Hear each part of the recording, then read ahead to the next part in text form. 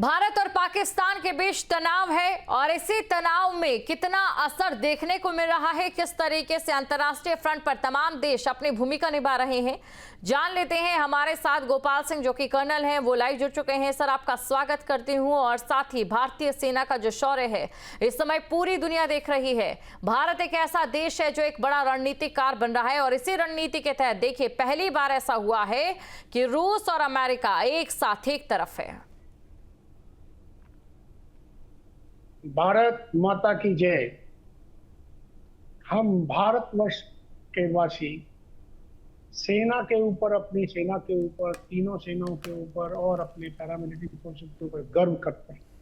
भारत का नेतृत्व जिस प्रकार से सेना को खुली छूट दे रहा है और सही कार्रवाई करने के लिए निर्देश दे रहा है, ये बहुत बड़ी बात है। आज विश्व में पाकिस्तान अलग थलग पड़ा है, बिल्कुल टोटल। आप देखिए, काफी दिनों से आप देख रहे होंगे, तो कई सालों से वो हर वक्त जो है दूसरे देशों के पास जाता है, कटोरा लेकर के भीख मांगता है, उनको भीख नहीं मिलती।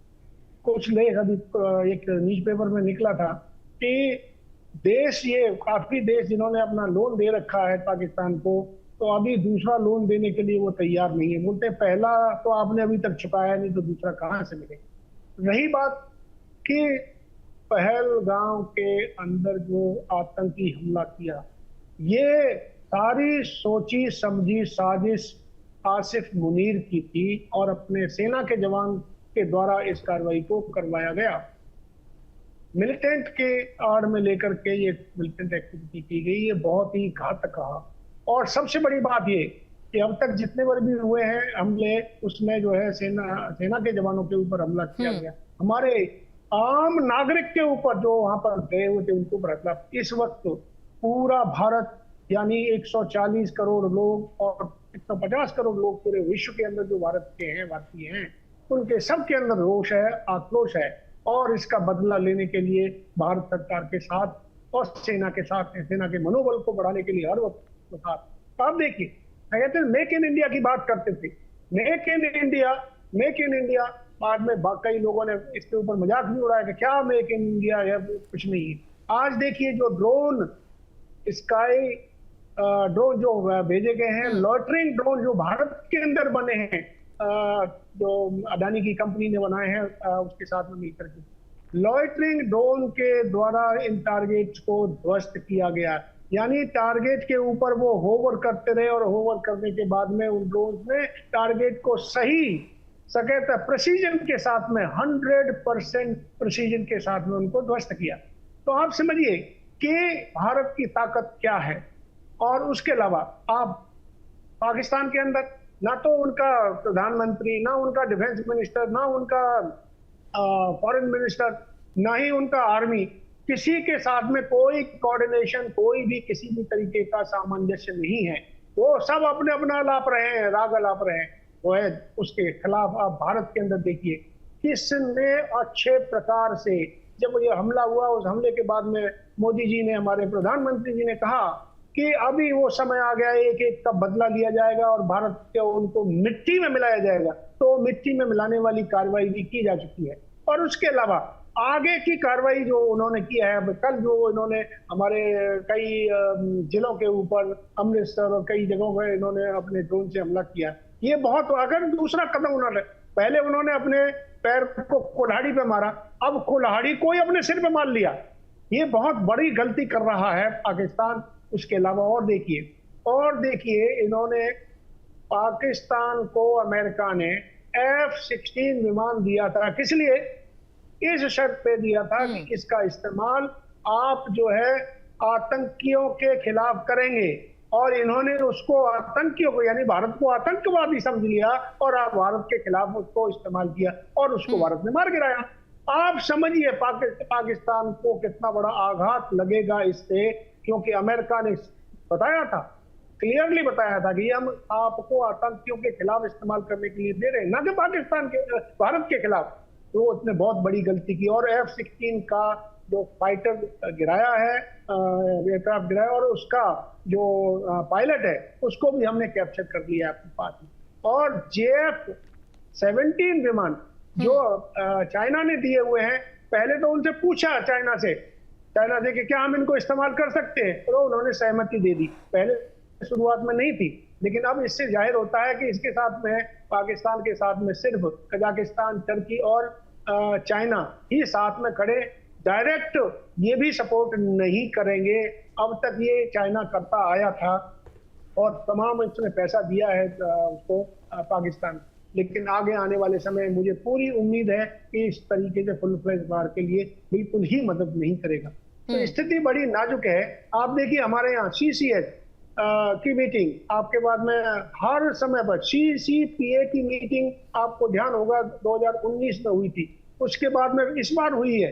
इसका मतलब है उसके बाद में पार्लियामेंट्री अफेयर्स की मीटिंग, सबके यानी सभी पार्टियों के नुमाइंदों को लेकर के मीटिंग, यानी हर चीज को एक एक कदम को बड़े ही स्ट्रेटेजिकली आगे मूव किया जा रहा है। आप आज देखिए थोड़े सवेरे जब राजनाथ जी को सारे तीनों चीफ ने और उनके DG DSF सभी ने होम मिनिस्टर को ब्रीफ किया, उसके बाद में प्राइम मिनिस्टर को ब्रीफ किया। अभी मीटिंग पर मीटिंग दौरे चल रहे हैं।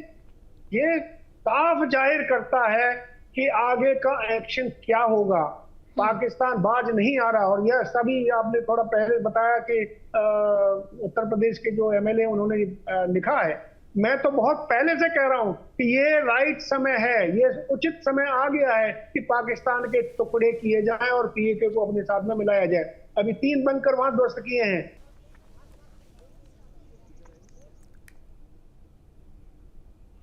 और गोपाल सिंह जी भी हमारे साथ लगातार बने हुए हैं। सर, एक बार फिर आपके पास में आना चाहूंगी और बात करना चाहूंगी कि सरकार की ओर से जो छूट दी जाती है सेना को, कितना असर देखने को मिलता है? क्योंकि आपको याद होगा जब राफेल डील हुई थी तो चौकीदार चोर बताया गया था, S-400 डील हुई थी तो भी चौकीदार जी चोर थे। लेकिन क्या ये कह सकते हैं क्या वही चौकीदार लगातार रक्षा कर रहे हैं? आप बिल्कुल सही कह रहे हैं। ये विश्व में आज प्रधानमंत्री नरेंद्र मोदी जी जैसा लीडर एक पहली बार उभर करके आए हैं और इन्होंने विश्व को पूरे को दिखा दिया है। जो भी इनके खिलाफ जिन्होंने भी आज तक कहा है, वो आप खुद ही अंतर्मन में सोच रहे हैं कि ये इंसान, ये शख्सियत एक किसी का अवतार ही हो सकता है और जो इस प्रकार से कार्रवाई कर रहे हैं। किसी भी चीज को बगैर सोचे समझे नहीं किया गया। आप देखिए इधर तो मॉक ड्रिल किया जा रहा है, सरप्राइज एंड डिसेप्शन की आप बात कीजिए। सरप्राइज यानी वॉर के अंदर, लड़ाई के अंदर सबसे बड़ा फैक्टर होता है प्रिंसिपल ऑफ वॉर में सरप्राइज एंड डिसेप्शन। यदि आप सरप्राइज से दुश्मन को लेते हैं, डिसेप्शन के द्वारा दुश्मन को लेते हैं, तो उसको पता ही नहीं चलता कि वो कब कहां किस प्रकार से उसके ऊपर हमला होने वाला है। और ये पिछले 8, 10, 12 दिन इंतजार करने के बाद में ऐसा प्रिसीजन लॉटरिंग हमारे ड्रोन्स के द्वारा किया गया, उनके सारे नाबूद कर दिया गया। तो आज की जो क्वालिटी है हमारे पास, जब हम जम्मू एंड कश्मीर में सर्विस में था तो उस वक्त तो गोली भी यानी बंदूक चलाने के लिए भी परमिशन लेनी पड़ती थी, मोटर या फायर करने के लिए दिल्ली से परमिशन मिलती थी। आज सेना को अभी कुछ 2-3 दिन पहले जो प्राइम मिनिस्टर ने साफ कह दिया कि सेना जो कार्रवाई कर ली है उनको अपने आप डिसीजन लेने का पूरा हक है। ये बहुत बड़ी बात है भारतवर्ष के लिए। किसी भी राष्ट्र के राष्ट्राध्यक्ष यदि अपनी सेना को खुला हाथ देते हैं तो सेना पूरा कार्रवाई अपने जोश के साथ, होश के साथ, अपने विवेक के साथ और अपनी पूरी क्षमता के साथ अपने टारगेट को ध्वस्त करती है और वो करने में सक्षम है। तो बिल्कुल पूरी तरह से सक्षम दिखाई दे रही है भारतीय सेना। गोपाल जी, एक और सवाल जो कि सिर्फ हमारे ही नहीं बल्कि जनता के मन में है, और ये सवाल ये है कि क्या पाकिस्तान जो गीदड़ भपके दे रहा है वो परमाणु बम की, क्या उसे पूरा कर सकता है? और अगर करता भी है तो पाकिस्तान को कितना नुकसान होगा और भारत क्या खोएगा?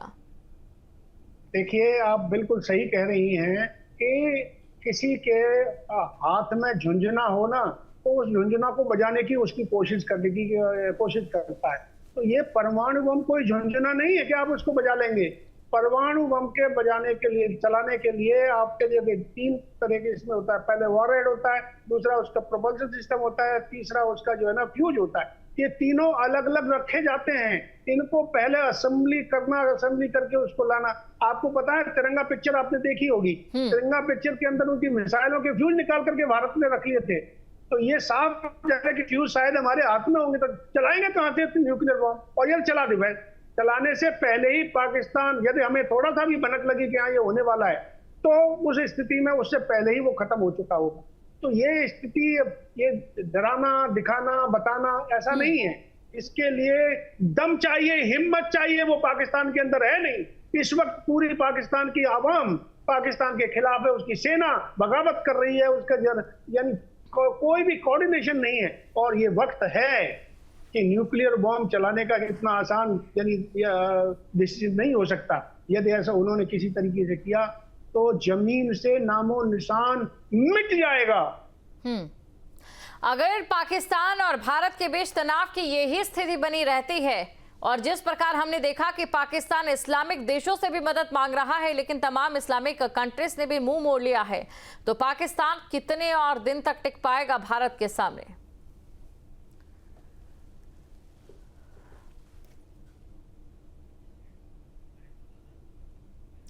तो तस्वीरें आपके सामने, तस्वीरों में आप देख सकते हैं तनाव की स्थिति जरूर बनी हुई है, लेकिन ये कहना गलत नहीं होगा कि भारत की ओर से मुंह तोड़ जवाब दिया जा रहा है।